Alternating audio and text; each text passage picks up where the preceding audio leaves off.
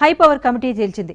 జనావాసాలకు దగ్గరగా ఉన్న LG polymers తో పాటు ఇతర కంపెనీలను దూరంగా తరలించాలని సూచించామన్నారు committee chairman Neerabh Kumar Prasad.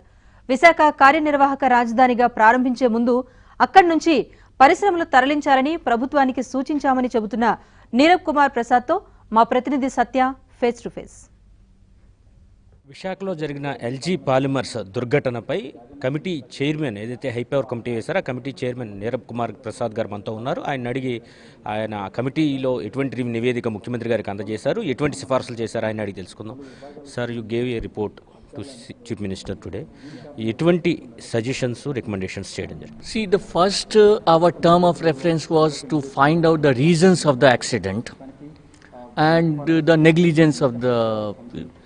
So in our first part of the report, we have essentially went into the reasons. ఎందుకు జరిగింది ఈ ప్రమాదం, కెమికల్గా ఏమేం జరిగింది అది మనం డీటెయిల్గా చాలా మన ఎక్స్పర్ట్స్ అసిస్టెన్స్తో ఎగ్జామిన్ చేసి ఎందుకు ఈ యాక్సిడెంట్ జరిగింది అది మన వివరాలు క్లియర్గా చెప్పాము. ఎల్జీ పాలిమర్స్ ఇప్పుడు ముందు 1961లో స్టార్ట్ అయింది. అప్పుడు రెసిడెన్షియల్ ఏరియా ఎక్కువ లేదు, కానీ ఇప్పుడు ప్రస్తుతానికి అక్కడ చాలా రెసిడెన్షియల్ ఏరియాస్ వచ్చింది. జీవీఎంసీ లోపల వచ్చేసింది. సో ఈ అన్ని రెసిడెన్షియల్ ఏరియాస్ వచ్చినాయి కాబట్టి ఏదైనా వాళ్ళు ఇప్పుడు either they run a white or a green category industry or they shift from here to any other location. Industry ఉంది, అయితే ఇప్పుడే ఎందుకు ఈ ప్రమాదం జరిగింది, ఏం ఫైండింగ్స్ చేశారు? అంటే డికేట్స్తో ఉంది, 50-year-old ట్యాంక్ వాడుకుంటున్నారు, ఏమీ ఇంప్రూవ్మెంట్ చేయలేదు. లైఫ్ ట్యాంక్కి ఒక స్ట్రక్చరల్ స్టడీ ఉంటాయి, అది చేయలేదు. కానీ మెయిన్ కారణాలు మీరు అడిగితే నేను మెయిన్ కారణాల్లో చెప్తాను. టెంపరేచర్ సరిగా మానిటర్ చేయలేదు. టెంపరేచర్ ప్రోబ్ కిందే ఉంది, పైన అంతా లేవు. మన అందరూ బేసిక్ కెమిస్ట్రీలో చదువుతాను, హాట్ సబ్స్టెన్స్ పైన ఉంటాయి, కోల్డ్ సబ్స్టెన్స్ లోపల ఉంటాయి, కింద ఉంటాయి. కింద మెజర్మెంట్ చేస్తున్నారు, కింద 17 డిగ్రీ ఉన్నప్పుడు పైన 35 డిగ్రీ సెంటీగ్రేడ్. వీళ్ళు 17 డిగ్రీ సెంటీగ్రేడ్తో హ్యాపీగా ఉన్నారు, కానీ పైన ఏం జరుగుతున్నాయి అసలు చూడలే. అది ఒకటి. 2, డిసెంబర్లోనే వాళ్ళు పైపింగ్ చేంజ్ చేశారు. 3, ఈ లాక్డౌన్ పీరియడ్ వచ్చింది. లాక్డౌన్ పీరియడ్లో మీరు కొంచెం ఎక్స్ట్రా ప్రికాషన్ తీసుకోవాలి కదా, అది తీసుకోలే. మళ్ళా నెక్స్ట్ కారణం 25 ఏప్రిల్కి పాలిమర్ చాలా పెరిగింది. ఏం చేశారు? ఏమీ చేయలే. ఇది మామూలుగా మన క్వాలిటీ ఎఫెక్ట్ అవుతుంది, కానీ సేఫ్టీకి అసలు ఎఫెక్ట్ రాదు అనుకొని వదిలేశారు. So what we are very clear is what we have interest very strongly recommended. ఈ మన small departments, factories, boilers, electrical inspector ఇదంతా పెట్టకుండా మీరు ఒక ఫ్యాక్టరీ సర్వీసెస్ బోర్డు పెట్టండి, ఫ్యాక్టరీ సేఫ్టీ బోర్డు పెట్టండి. ఈ అన్ని డిపార్ట్మెంట్కి ఇక్కడ తీసుకురండి. Factory safety board will be responsible for the safety monitoring and implementation in the factories. కాబట్టి అన్ని చోట ఎందుకు జరగలేదు కి దానికి అది జవాబు. ఈ స్టైరీన్ వేపర్ హీట్ ఎక్కడం వల్ల ఇన్సిడెంట్ జరిగింది అంటున్నారు. ఇది స్టైరీన్ ఒకటి లిక్విడ్ ఉంటాయి.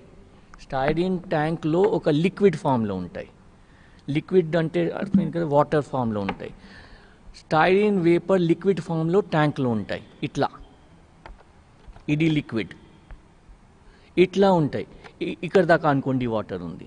ఇప్పుడు దీనికి మీరు 20 డిగ్రీ కంటే లోపల పెడితే స్టైరీన్లో ఏమీ అవ్వదు. వీళ్ళు ఏం చేశారు, టెంపరేచర్ ఇక్కడ పెట్టారు. టెంపరేచర్ ఇక్కడ 17 డిగ్రీ చూపించింది, ఇక్కడ 35 ఉంది. ఈ స్టైరీన్ వేపర్కి వాళ్ళు టెంపరేచర్ మానిటర్ చేయలేదు. తర్వాత థర్మల్ ప్రాసెసింగ్ వల్ల దానిలో పాలిమర్స్ ఫామ్ అయింది. అంటే స్టైరీన్ కొంచెం సాలిడిఫై అయిపోయింది, పాలిమర్ అయిపోయింది. పాలిమరైజేషన్ వల్ల ఇంకా హీట్ జనరేట్ అయ్యింది. ఆ ప్రాసెస్లోనే హీట్ జనరేట్ అవుతుంది.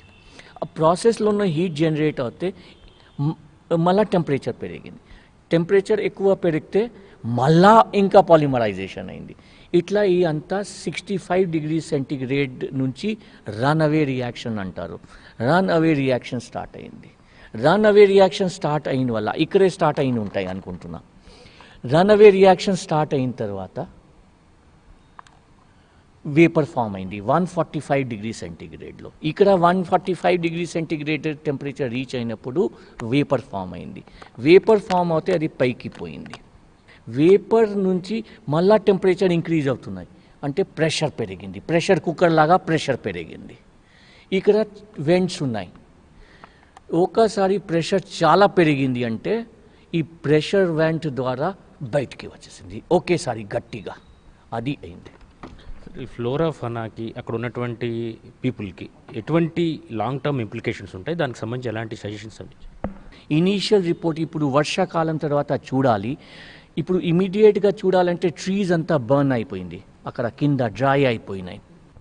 మాకు ఫారెస్ట్ డిపార్ట్మెంట్ ఏం చెప్పారంటే రిపోర్ట్లో కి కొంచెం టైం తర్వాత వర్ష వచ్చిన తర్వాత మళ్ళా గ్రీన్ పైన వస్తుంది, కింద రాదు. కింద అట్లాగే ఉండిపోతుంది కానీ పైన మళ్ళా కొత్త కొత్త లీవ్స్ అది అంతా వచ్చేస్తుంది. అది చూడాలి మన వర్షాకాలం తర్వాత. ఈ biodiversity, flora, fauna, human health ఇదంతా మనము సాయిల్, వాటర్ తప్పకుండా మనము లాంగ్ టర్మ్లో స్టడీ చేయాలి. అంటే సాయిల్లో ఎలా ఉంటుంది దీని ప్రభావం, వాటర్లో ఎలా ఉంటుంది? సాయిల్లో కానీ వాటర్లో స్టైరిన్ ప్లాస్టిక్ లాగా ఉంటాయి కింద. అంటే it is heavier than water, it will go down. It will be on the soil like this. మళ్ళీ సీపేజ్ అవుతుందా, వర్షాకాలంలో కిందకి పోతుందా, we don't know. What we are very particular is if there is styrene in the water, you should not drink that water. If styrene is in the soil, రేపటికి crop పెడితే మళ్ళీ food చైన్లో పోతుందా మనకు తెలియదు. ఇప్పుడు దానికి ఎఫెక్ట్ మనకి తెలియదు. కాబట్టి we are suggesting that please before using any water get it tested for styrene. So the important point is మన కండిషన్స్, సేఫ్టీ కండిషన్స్ మనము కరెక్ట్గా ఫాలో చేయాలి అండ్ మెయింటైన్ దట్. దానికోసం మనము స్టైరిన్ ఇండస్ట్రీ గురించి, హెజార్డస్ కెమికల్ ఇండస్ట్రీ గురించి, and hazardous chemical industries located close to residential areas కోసం ప్రత్యేకంగా చాప్టర్ 7లో we have given a detailed report. Please go through it. మొత్తం మీద తీసుకుంటే ఎల్జీ పాలిమర్స్ని అయితే ప్రస్తుతం షిఫ్ట్ చేయాల్సిందే. అదే హెజార్డస్ ఇండస్ట్రీగా కాకుండా గ్రీన్ అండ్ వైట్ ఇండస్ట్రీగా దాన్ని మారిస్తే అక్కడే కొనసాగించుకోవచ్చు అని సిఫారసు చేశామని చెబుతున్నారు. ఇదే సమయంలో ఈ మొత్తం వ్యవహారానికి బాధ్యులుగా ఎల్జీ పాలిమర్స్ని ఫిక్స్ చేశాము, ఆ కంపెనీ దీనికి బాధ్యత వహించాల్సి ఉంటుందని చెబుతున్నారు. ఇదే సమయంలో ఎక్కడైతే గ్యాప్స్ అండ్ లూప్ హోల్స్ ఉన్నాయో ప్రభుత్వ సంస్థలు, వ్యవస్థల్లో వాటిని కూడా తగు సిఫారసులు చేశాము. ప్రత్యేక ఫ్యాక్టరీ సేఫ్టీ బోర్డులు ఏర్పాటు చేసి కేంద్ర రాష్ట్ర ప్రభుత్వాల్లో ఇకపైన ఎటువంటి ఇండస్ట్రీ పెట్టినా ఆ బోర్డు కిందకు వచ్చేలాగా జాగ్రత్తలు తీసుకుంటే ఇటువంటి సంఘటనలు మళ్ళా పునరావృతం కాకుండా ఉంటాయని నీరబ్ కుమార్ ప్రసాద్ గారు చెప్తున్న పరిస్థితి కనిపిస్తుంది. కెమెరా పర్సన్ వెంకటేశ్వర్లతో సత్య, ఏబీఎన్ ఆంధ్రజ్యోతి, విజయవాడ. చిన్న విరామం తీసుకుందాం. చూస్తూనే ఉండండి ఏబీఎన్.